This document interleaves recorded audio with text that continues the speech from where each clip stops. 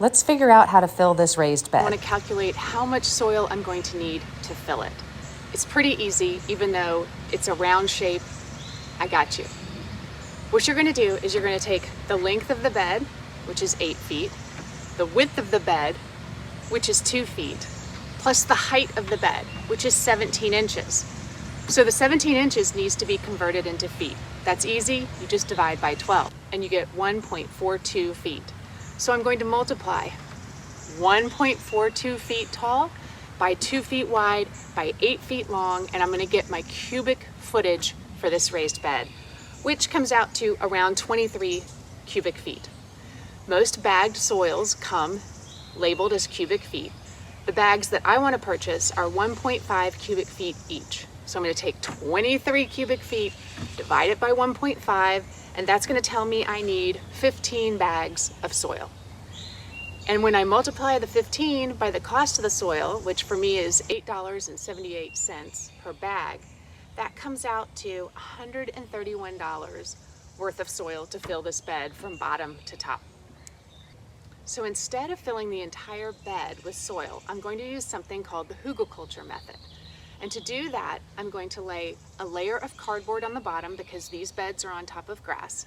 Then I'm going to do logs and sticks, followed by some wood chips, and then some green material to balance out all of the carbon.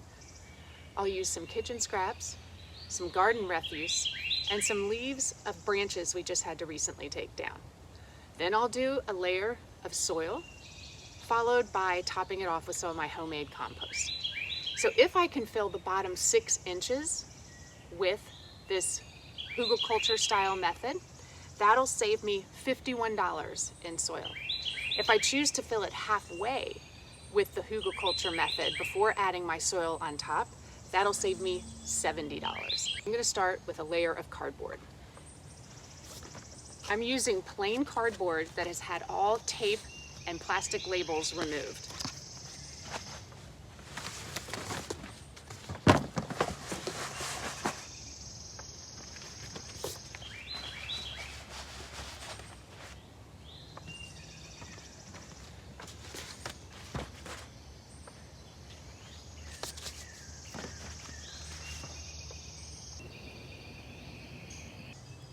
Okay, after my cardboard, I'm going to add branches, logs, and leaves to the bottom.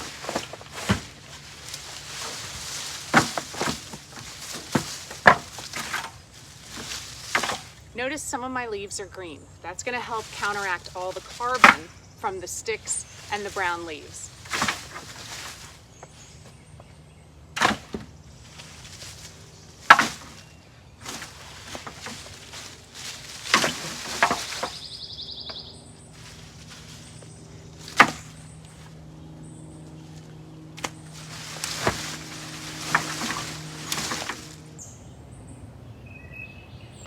After branches and logs, I'm going to add wood chips.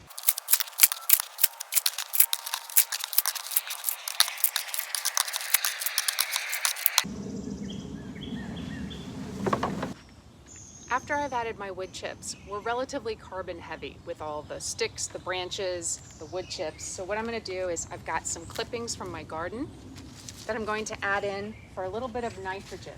I'm adding some comfrey, some borage, oregano, some calendula, stuff that just needed to be trimmed up out of the garden. Another source of greens you can add to your bed to counteract all the carbon are kitchen scraps. I keep mine on a container on my counter. Just sprinkle them in.